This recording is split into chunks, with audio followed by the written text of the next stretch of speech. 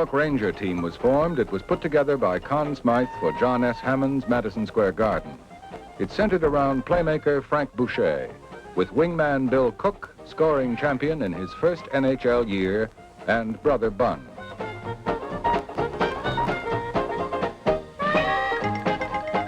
Boucher was such a phenomenal competitor, he was awarded the Lady Byng Trophy for sportsmanship and ability 7 times in 8 seasons. It was finally given to him permanently, and a new one ordered for future winners.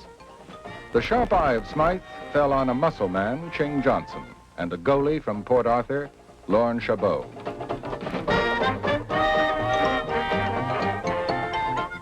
The Silver Fox, Lester Patrick, replaced Smythe as coach of the Rangers prior to the first game of their first season.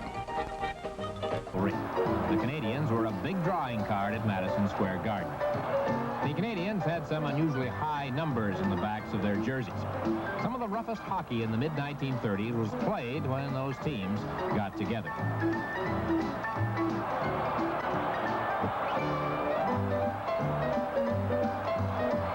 The Canadians and the Rangers were playoff opponents in 1930, 32, 33, and 35. This film, taken during a 1935 quarterfinal series, proves that violence was a problem at times in those days, too.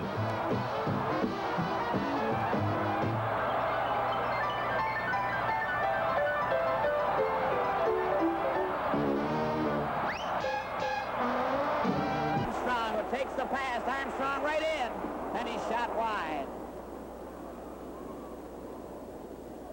Puck is still in at the blue line. Duff for the Leafs takes it. And Duff turns. Pass it to Regan. Regan up at center. Up to the Ranger line. Going into the corner. Still has the puck. Passed it out in front. He was knocked down by Fontanado. Regan is lying down. Fontanado knocked the Leafs player into the boards. And Fontanado is going to get a penalty.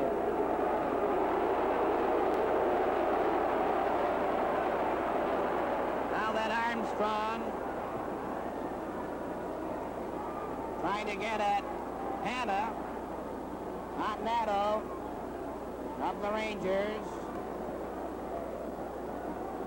Put Regan into the boards. He's lying down on the ice.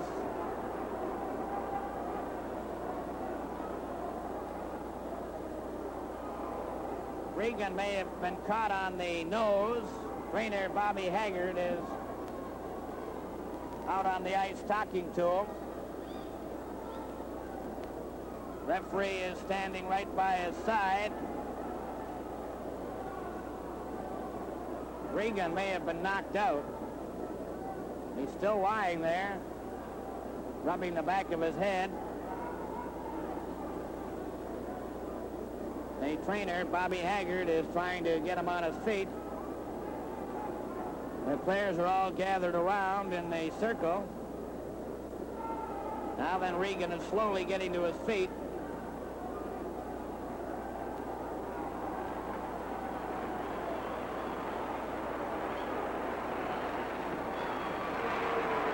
Regan. 9:07 is the time of the 5-minute major for boarding. Number 8 is Fontanado in the penalty box. Score is 5-0.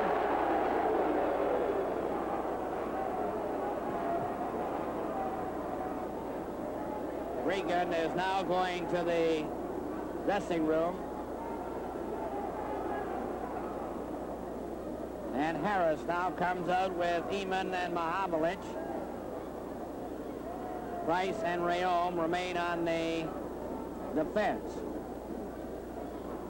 Montreal in the third period still lead Chicago 4-2. In the third period at St. Catharines, the TPs and St. Michael's are tied 1-1. Right from the face-off, Rayom smashed into Cicela, and Mahavlich gets into a fight with Cicela. They all pair off. Then Shack grabs Rayom around the neck. Then Shack and Rayom start swinging at each other. Mahavlich pulling at Cecil. Rayom and Shack mixing it up. Mahavlich is finally dropped by the linesman. And they all pile up. With Rayom caught in a headlock. Rayom still caught in a headlock. Shack still has the headlock on Rayom. Somebody's cut.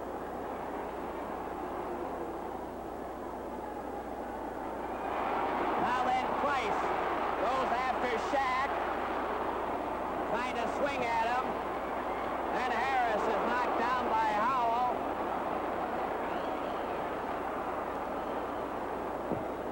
Now then, Shack has his sweater off. Rayom is cut. Price is trying to get at bonus. Shack looking for another opponent.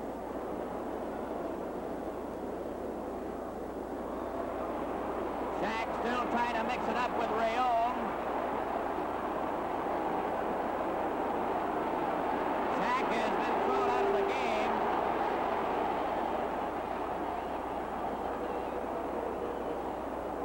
Rayom is being pulled over to the bench. Now then, Fontnato's trying to get at some fans. Ranger players all gather around, and we have a regular Donnybrook. They're all gathered around at the penalty box, and Puffer took a swipe at the Ranger player. Then Olmsted gets him around the neck. Mahavlich has a hold of Shack, and we have a regular free-for-all with everybody getting in it.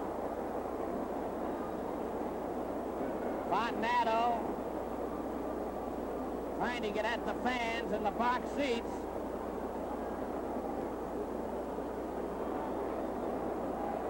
Now then, they have the fan back, have him seated. And he's being warned to be quiet. Rayom has gone to the Gardens Hospital for repairs.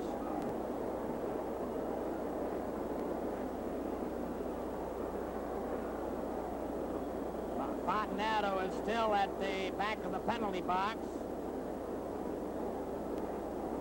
Strong arm of the law seems to have everything under control.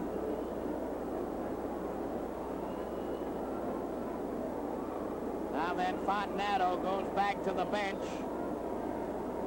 Quite a Donnybrook. Fontnato back in the penalty box, but Shack waved out of the game for the Rangers. Fontnato is restored and the fan is taken out.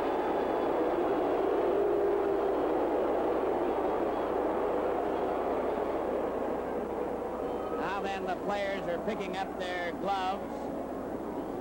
It all started with Fontnato bouncing into Regan, and then Rayom crashed into the Ranger player along the boards.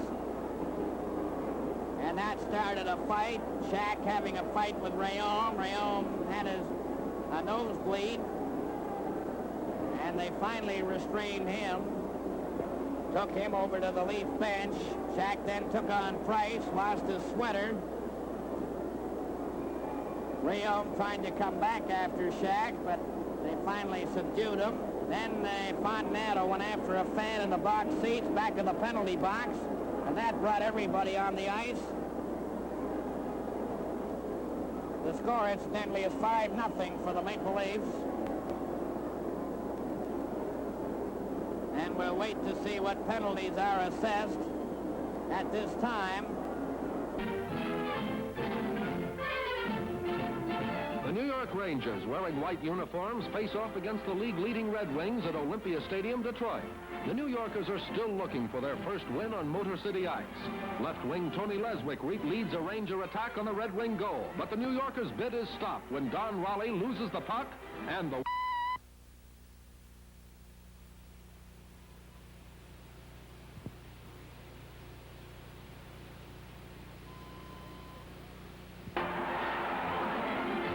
Take charge again. Vic Stasiuk rams the puck in the cords for a score, but it's not allowed.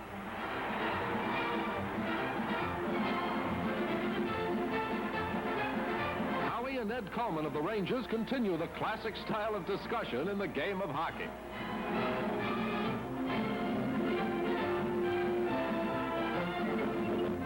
Action gets faster in the second period, most of it around the Ranger net. The New Yorkers goalie, Chuck Rayner, is busiest of all. He made 36 saves during this contest.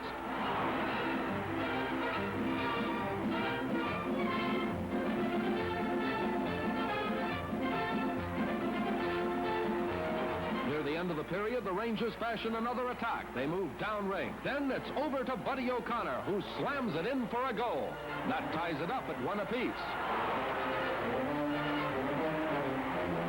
But the Red Wings show their power. Defenseman Red Kelly takes the puck down the ice.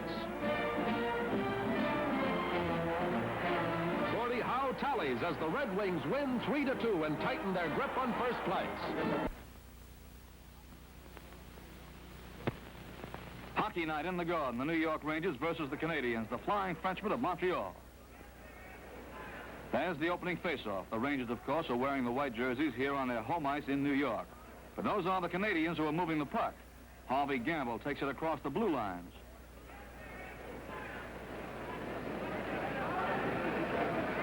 A beautiful save by Worsley and a pile-up by the Ranger net. Worsley's on the bottom, sitting on the puck. There's the face-off in the Ranger zone. And Harvey's drive is slapped into the net by Richard for a goal. 1-0, Montreal. Paul Ronti, number 9, leads the New York attack, but goalie McNeil says nothing doing.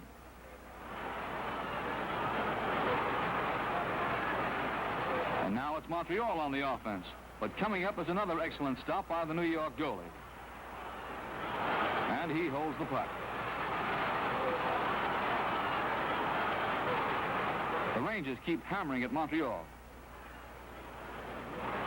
But Coleman's shot is nicely blocked. Second period now, the Rangers still pressing. The action in the Montreal zone is frantic before the New Yorkers score.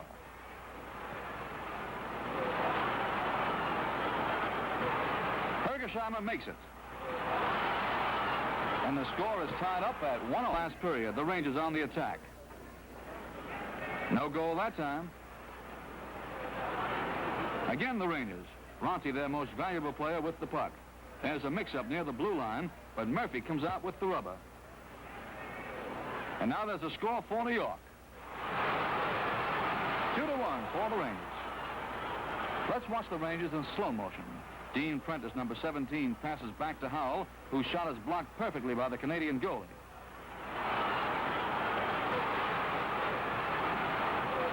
McNeil has been doing spectacular work down there, but he can't stop them all. And here comes one that gets through. Nick McCloskey gets the credit, and New York leads 3-1. The Rangers pushing again, and watch what happens in front of the net. Sticks are beginning to fly. This looks like war.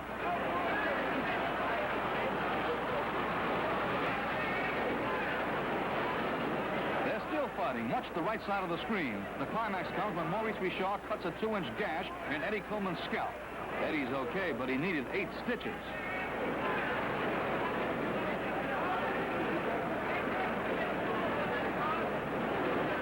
The Montrealers are all heated up. Now, late in the game, they trail the Rangers 4-2. Curry gets a goal, but that's all the scoring as the Rangers win a hockey Donnybrook 4-3.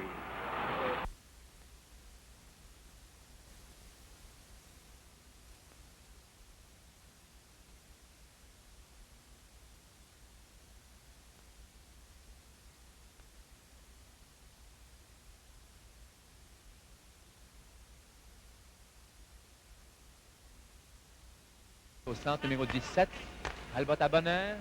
Bonin. Une passe captée par Prentice. Celle de Prentice interceptée par Bonin qui perd à son tour et c'est Howell. Howell à Bathgate. 20 secondes. Oh, un lancer superbe! Et c'est le but 3-2 pour le Canadien.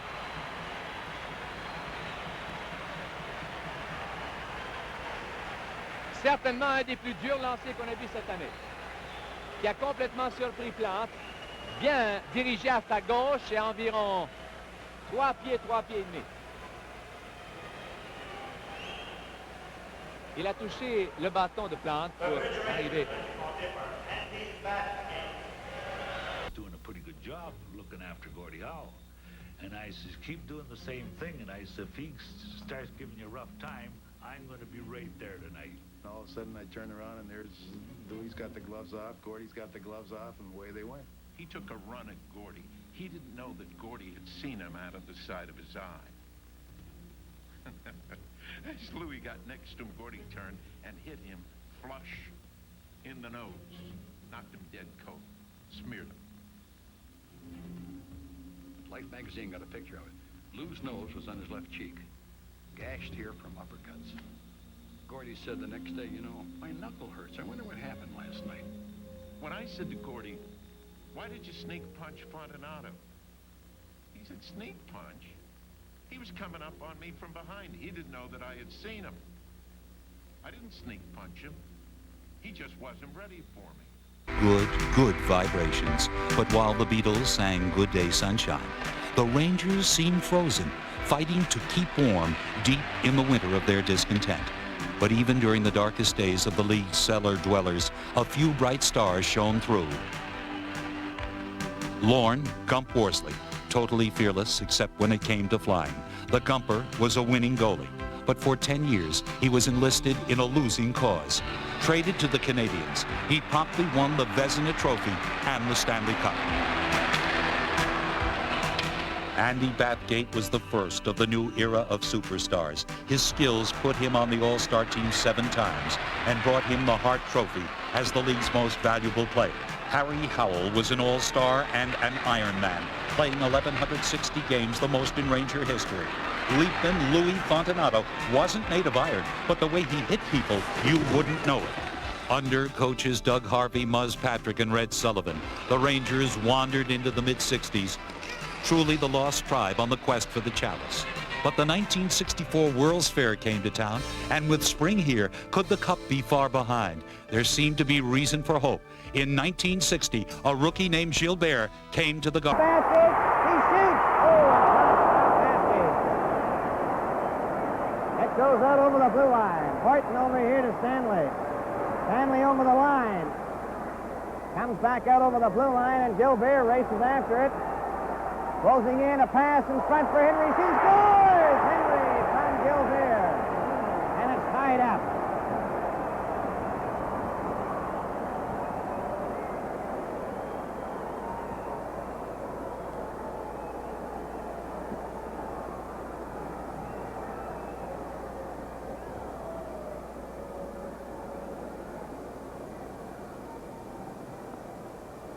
Seconds left on the penalty to Stanley.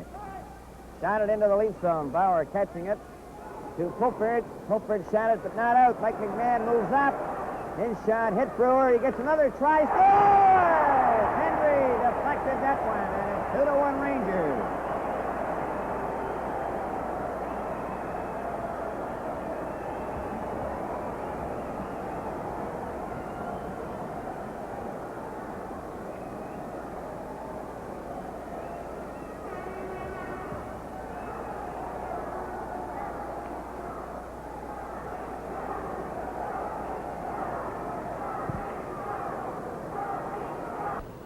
Turned around, but Ingerfield gets a chance. A long shot. He scores!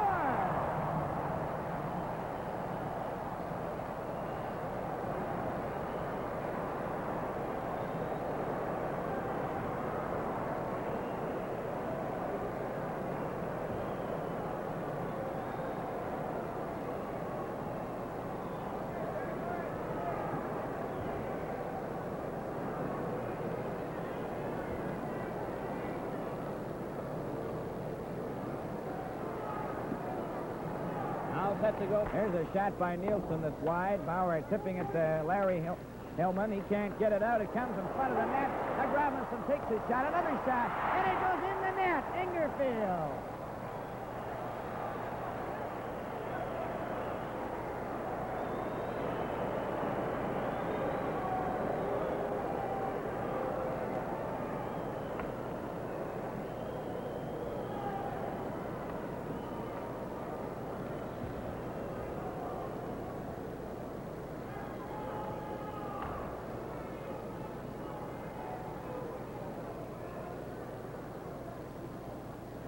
Face-off. Here's a chance for Rattel to Nevin. Selby thrown into the boards. It came out in front of the net. Boyer is hit hard by Hatfield. Still in the lead zone.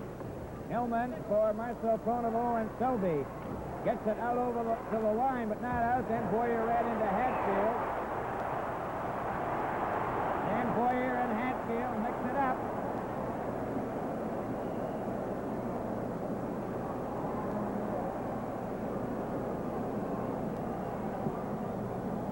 We've had everything else. Why not a little scrap?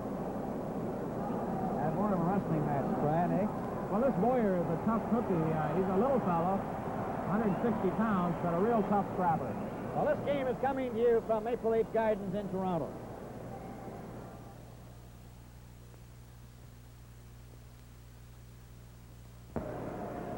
Well, the two of them are coming to the penalty box now, Hatfield and Boyer. They say that Boyer backed down from nobody in the American League, but he picked a pretty good-sized customer in Vic Hadfield. He's one of the toughest in the league. Vic Hadfield has always been a very rugged left winger, and he certainly is willing to take on anybody at any time, too. I don't think he was trembling in fear while I was... But he showered down there. On the face-off, the puck is behind the net there. It's number 6, Al McNeil. Covering standing at the edge of the goal face, and now here's the replay. All right, Gilbert comes back to Hillman here, and Gilbert will move into position for this pass. Watch him right in front. He's got the stick down and right in the corner. A good play by Rod Gilbert, probably the classiest player on the New York Ranger Club, and, of course, he's recovering from that spinal fusion, and he sure looks healthy out there tonight. And this is certainly turning out, Brian, to be quite a wide-open hockey game. George Armstrong. Nice to see you, George. Thank you, Ward. George, what about the spirit on this year's Leaf team? Well, the way we started out the first period looked pretty good, and I think the spirit has been pretty good during all of training camp, and with the result that there have been, I suppose, a few contact goals, but nothing to speak of, and no publicity on it, and the spirit is starting out the way it should start out, and I think it'll build up as it goes along. I can gather, I guess, from the fact that the big game isn't just tonight, he hasn't come to terms yet. Well, I don't know if it's terms or if his reps all ribs or not. He practiced yesterday with us, I think, for the first time on a regular shift yesterday, so it may be ribs or it may be terms. I wasn't let in on a no there. George, tell me, are you a better team this year than last or not? Well, it remains to be seen, I think, Ward. I think after 15 or 20 games, then we'll find out, too. To stay early is very difficult because you may start out early and not end up well. So after 15 or 20 games, it'll be a good indication. Well, the very best of luck to you, George. Thank you, Ward. With us now from the New York Rangers, sitting in ring for Captain Bob Nevin, is Harry Brown. And Harry, the Rangers, are you more optimistic this year? We certainly are, Ward. And why? Well, I think that the Rangers have always been on a youth kick, and this year they've gone for experience. The 4 players we picked up this summer, Kurtenbach, Berenson, Jeff Dionne, and Al McNeil, will certainly strengthen our club because they are proven NHL players. Mm-hmm. There's a lot of talk about that the Rangers have got more muscle this year. What about scoring muscle? Well, I think that picking up people the caliber of Bernie Jeff Dionne and Red Berenson, I think that they are scorers in the National League. Of course, Jeff Dionne has proved it. I think he started the season with 370 goals or something like that. But I think Berenson can be a scorer, too. And then I think that Orland Kurtenbach and Berenson both are great penalty killers. And, of course, Al McNeil, he's an experienced defenseman. Harry has got to move from 6th up to 4th to make the playoffs. What 2 teams do you figure are the easiest to take? Well, in the preseason games, we just played the Leafs and the Bruins. Well, we beat the Bruins 3 times, so I think that we could probably pass in. And I think they broke even with the Leafs, so those are the two teams I think they have to catch. Harry, the very best of luck to you. Thanks very much, Ward. And now, Catherine goes flying into the net. He got his skate caught in the mesh.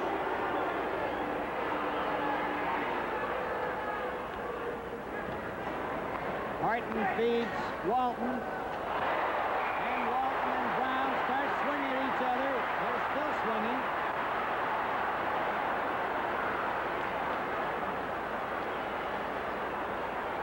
Well, you see it on your screen as Walton and Brown collided earlier. Now Harry Howell, the peacemaker, has stepped in to help the officials separate these two. But Arnie Brown, who's played a very strong game on defense for the Rangers tonight, along with Harry Howell, took Walton out of the play a few moments ago, and they almost dropped their gloves on that occasion. This time, they met at center ice, and it didn't take much of a spark to trigger that little explosion. Both of them traded some solid punches. I'd call that one a draw, Bill. Walton and Brown to the penalty box. The question, Brian, of course, is whether it was a main event and they'll get a major penalty. New York penalty to number 4, Brown. 5 minutes for fighting. Toronto penalty to number 16, Walton. 2 minutes for slashing and 5 minutes for fighting. The time, 5:51. 5:51, 14:09 is the time to play. To the Boston Bruins, and I predict that the second period will be shorter than the first. I'm Rod Gilbert, and I predict Montreal is going to win by a score of 4-2. And I'm Ward Cornell. Good evening, everyone, and welcome to the fourth game of the semifinal series between the Montreal Canadiens and the Toronto Maple Leafs. I very nearly said welcome to the late show. We don't have any videotape highlights for you because, of course, only 3 minutes went by in the first period and when the melee broke out between 6 Canadians, and then there were other penalties, and by the end of the period, of course, the scorer sheet looked like the telephone book. However, we do have Ron Stewart, Rod Gilbert here to talk about the period, and what did you feel were the highlights of it, Ron? Well, I thought it was, up until the fight started, that it was a very open game, and after the fight started, it has a tendency, when it has the 3-on-3 hockey, that it seems to slow a game up. But in this case, it didn't, and it was going back and forth the whole time until Hillman scored his goal, and I thought Bobby Bond made a particularly good play on the goal. Mm-hmm. Ron? Well, I felt that Toronto had the advantage of that period during the time that they were playing 3 against 3, and I noticed that Tim Horton had a very good chance of scoring during that period. Mm-hmm. Claude Provo also had a very good chance there, nicely set up and shot it over top of the net. Yes, he did. Now, could you chaps explain or attempt an explanation of what the argument was about on the penalty at the end there? Ron?